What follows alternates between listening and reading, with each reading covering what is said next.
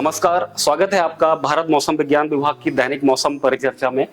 और जिसमें हम देखेंगे कि पिछले 24 घंटे में हमारा मौसम कैसा रहा और अगले आने वाले 5 दिनों तक मौसम कैसा रहेगा।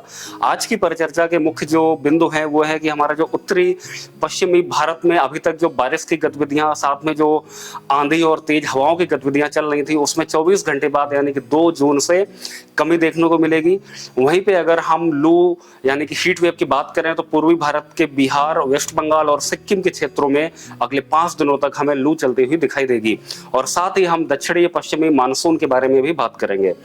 अगर हम पिछले 24 घंटे के ऑब्जर्व्ड वेदर की बात करें तो कल यानी कि 31 मई को हमें जो ओलावृष्टि है वो हमें उत्तराखंड के एकाध स्थानों पे और साथ ही मध्य महाराष्ट्र के एकाध स्थानों पे देखने को मिली है।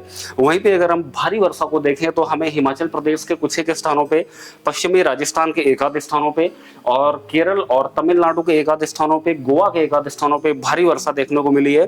वहीं पे उत्तराखंड के कुछ एक स्थानों पे भारी से अत्यधिक भारी वर्षा यानी कि हमें 12 सेंटीमीटर से अधिक बारिश देखने को मिली है। वहीं पे अगर हम लू चलने की बात करें यानी कि हीट वेव की बात करें तो कल हमें बिहार के पूर्वी हिस्से में, साथ ही पश्चिम बंगाल और सिक्किम के कुछ एक क्षेत्रों में कल लू चलती हुई दिखाई दी है। अगर हम मानसून, दक्षिणी पश्चिमी मानसून की बात करें तो आज यानी कि 1 जून को हमारा जो दक्षिणी पश्चिमी मानसून है, जैसा कि इस ब्लू कलर की, नीले कलर की लाइन में हम देख पा रहे हैं, ये मानसून जो है हमारा दक्षिणी अरब सागर के में प्रवेश कर चुका है। इसके साथ ही आज इस दक्षिणी पश्चिमी मानसून ने जो है बंगाल की खाड़ी के दक्षिणी हिस्से में थोड़ा और ज्यादा आगे बढ़ा है। साथ ही जो हमारा पूर्व मध्य जो बंगाल की खाड़ी है और उसके साथ ही में भी आगे बढ़ा है। और अगर हम इस मानसून के पूर्वानुमान की बात करें तो अगले 2 दिनों में जो हमारा वायुमंडल परिस्थितियां हैं वो काफी अनुकूल हैं। ऐसा हमें लग रहा है कि ये मानसून जो है हमारा अरब सागर में थोड़ा और आगे बढ़ेगा। साथ ही हमारा जो कोमोरियन एरिया है या मालदीव एरिया है उसको लगभग 2 दिन में पूरा कवर कर लेगा। उसके साथ ही हमारा पूर्व मध्य बंगाल की खाड़ी में भी और आगे बढ़ेगा और साथ ही उत्तरी पूर्वी बंगाल की खाड़ी में भी अगले 2 दिनों में दक्षिण पश्चिमी मानसून पहुंच जाएगा।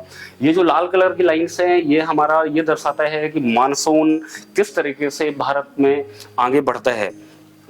अगर वहीं पे हम आज के मुख्य सिनॉप्टिक, आज के अधिकतम तापमान की बात करें तो हमारा जो कल 31 मई को अधिकतम तापमान है वो लगभग भारत के अनेक स्थानों में लगभग 40 डिग्री से कम ही देखने को मिला है। सिर्फ जो है पूर्वी भारत के कुछ एक स्थानों में और मध्य भारत के कुछ एक स्थानों में अधिकतम तापमान हमें 42 डिग्री सेंटीग्रेड या उससे अधिक देखने को मिला है। वहीं पे जो उत्तरी पश्चिमी भारत है, खास करके पंजाब, हरियाणा, उत्तरी राजस्थान, पश्चिमी उत्तर प्रदेश, चंडीगढ़ और दिल्ली वगैरह का जो एरिया है वहां पे हमारा अधिकतम तापमान 28 से लेकर के 34 डिग्री सेंटीग्रेड रहा है, क्योंकि कल भी वहां पे लगभग बारिश की गतिविधियां चलती रही हैं। अगर हम मौसम के पूर्वानुमान, अगर हम टेम्परेचर के पूर्वानुमान की बात करें तो हमारा जो उत्तरी पश्चिमी भारत है वहां पे अगले 2 दिनों तक तापमान में कोई खास बदलाव नहीं होगा। हालांकि 3 जून से अधिकतम तापमान में 3 से 5 डिग्री सेंटीग्रेड की इस पूरे के पूरे एरिया में बढ़ोतरी देखने को मिलेगी और एक वापस से एक गर्मी का दौर चालू होने वाला है। वहीं पे अगर हम पूर्वी भारत की बात करें, उससे लगा हुआ जो मध्य भारत है वहां पे जो है अगले 3 दिनों तक अधिकतम तापमान में 2 से 3 डिग्री सेंटीग्रेड की बढ़ोतरी देखने को मिलेगी और यानी कि 3 जून तक।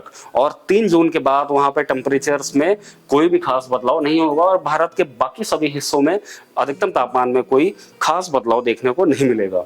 अगर हम आज के मुख्य सिनॉप्टिक फीचर्स की बात करें तो हमारा एक पश्चिमी विक्षोभ है जो कि हमारा जम्मू और उससे लगा हुआ जो पाकिस्तान का एरिया है वहां पे बना हुआ है। उसके साथ ही लोअर ट्रोपोस्फेरिक लेवल्स में पंजाब के ऊपर साइक्लोनिक सर्कुलेशन है और एक दक्षिणी पश्चिमी राजस्थान के ऊपर भी साइक्लोनिक सर्कुलेशन बना हुआ है।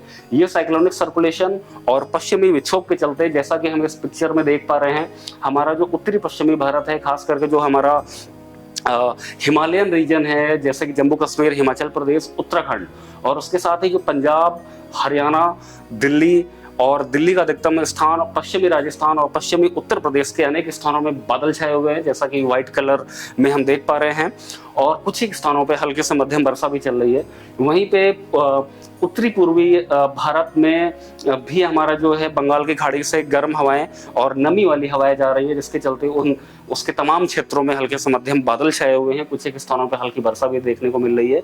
दक्षिणी प्रायद्वीप में कोस्टल आंध्र प्रदेश के पास एक साइक्लोनिक सर्कुलेशन बना हुआ है और उसके साथ ही अभी हम देख पा रहे हैं कि हमारा जो उत्तरी पूर्वी अरब सागर है, साथ ही जो हमारा केरल का कुछ एक हिस्सा है, कर्नाटक का कुछ एक हिस्सा है और जो गोवा का एरिया है वहाँ पे बादल छाए हुए हैं और हल्की से मध्यम वर्षा अभी भी चल रही है और देखी जा सकती है।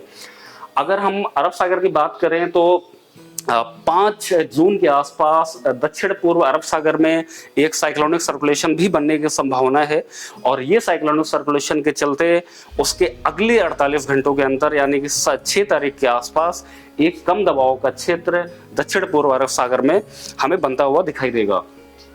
अगर ये सिनॉप्टिक फीचर्स के चलते हम वेदर वार्निंग की बात करें अगले 5 दिनों के लिए, तो जैसा कि हमने देखा था कि हमारा उत्तरी पश्चिमी भारत में सिर्फ उत्तरी पश्चिमी भारत के खास करके जम्मू कश्मीर, हिमाचल प्रदेश और उत्तराखंड का जो एरिया है वहां पे अगले दोनों ही दिन यानी कि 1 जून और 2 जून को हल्की से मध्यम वर्षा अनेक स्थानों पर देखने को मिलेगी। उसके साथ ही गरज और चमक के साथ कुछ एक स्थानों पर बिजली भी गिरने की संभावना है। अगर हम उससे लगा हुआ जो हमारा प्लेन एरिया है जैसे कि पंजाब, हरियाणा, चंडीगढ़, दिल्ली, पश्चिमी उत्तर प्रदेश का जो एरिया है वहां पे सिर्फ आज यानी कि 1 जून तक ही हमें हल्के से मध्यम वर्षा देखने को मिलेगी। 1 जून के बाद यानी कि कल से इन सभी क्षेत्रों में हमारा कोई विशेष वेदर नहीं होगा। हालांकि अगर हम राजस्थान की बात करें तो राजस्थान के एक आध स्थानों पे अगले 5 दिनों तक यानी कि 5 जून तक वेदर एक्टिविटी यानी कि हल्की से मध्यम वर्षा या तेज हवाओं की और झोंकों के साथ एक आध स्थानों पर आंधी आने की संभावना बनी रहेगी। वहीं पे हमारा मध्य भारत में कोई विशेष वेदर नहीं है। मुख्य जो हमारा वेदर है वो दक्षिणी प्रायद्वीप में देखने को मिलेगा। दक्षिण प्रायद्वीप के हमें जो हमारा दक्षिण कर्नाटक का दक्षिणी हिस्सा है, केरल के एक आध स्थानों पे और कोस्टल कर्नाटका का जो एरिया है वहाँ पे अगले 5 दिनों तक हमें जो है हल्की से मध्यम वर्षा आने के स्थानों पे देखने को मिलेगी, जैसा कि 3 और 4 तारीख को भी हम देख पा रहे हैं। और उसी तरीके से 5 तारीख को भी वेदर एक्टिविटी जो उन क्षेत्रों में चालू रहेंगी, एक आध स्थानों पे भारी वर्षा भी हमें देखने को मिलेगी। अगर हम उत्तरी पश्चिमी भारत जैसा कि हमने देखा 2 दिनों के बाद वेदर एक्टिविटीज वहां पे सारी खत्म हो जाएंगी।